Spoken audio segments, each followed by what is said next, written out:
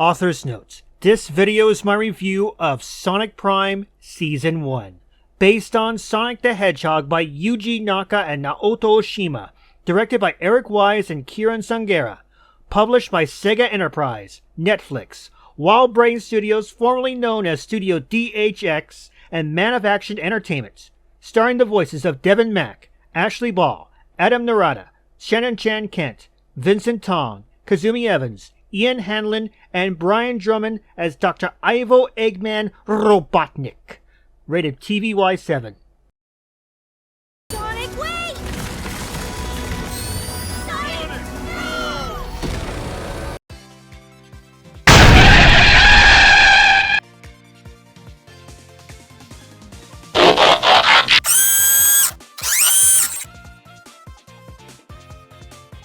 For better or worse, the Sonic the Hedgehog franchise has had its ups and downs, with some of its recent games being a bit more on the upside. But in terms of movies and animation, Sonic is still at its best, and Sonic Prime is no exception.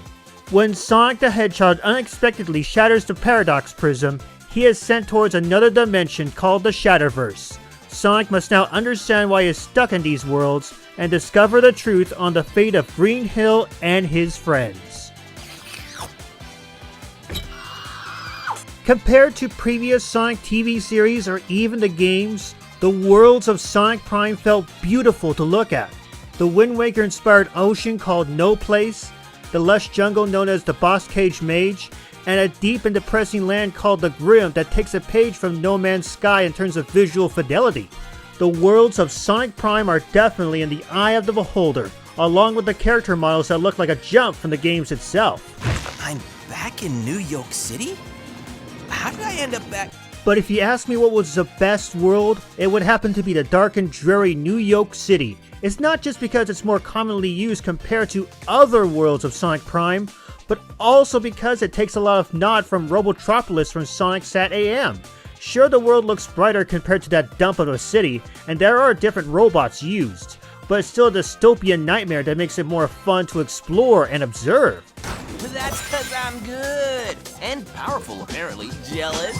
Compared to some of his other counterparts, Sonic is a bit more on the impulsive side, willing to jump into the action and cut loose. However, there is a sense of remorse and humbleness within the Blue Blur, considering what he went through by losing his friends and encountering new variations of those familiar faces.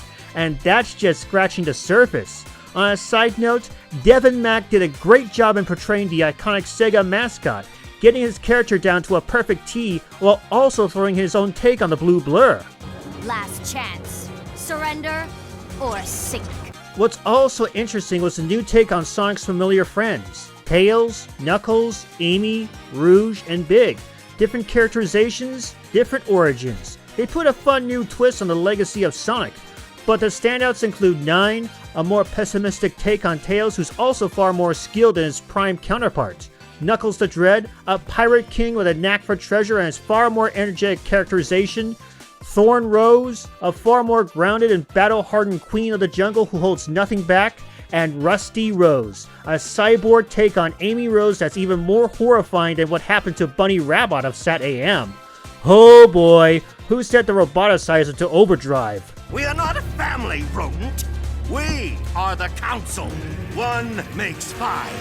5 makes 1. While Dr. Eggman was known as Sonic's arch nemesis, this series brings a new spin to the villain, the Chaos Council. Dr. Babble, a whiny little brat of a baby. Dr. Don't, a stereotypical teenager with a skill in programming. Dr. Deep, a self-centered show-off with a fondness for Japanese culture and the samurai code.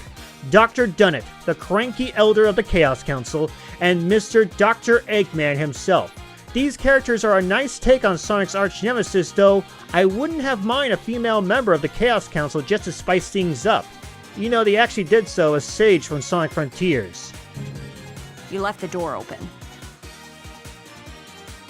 If I had some complaints about the series so far, it's these. 1, the pacing does feel a bit on the slow side, especially with the first 3 episodes. I know they wanted to cover everything, but they should have paced it better.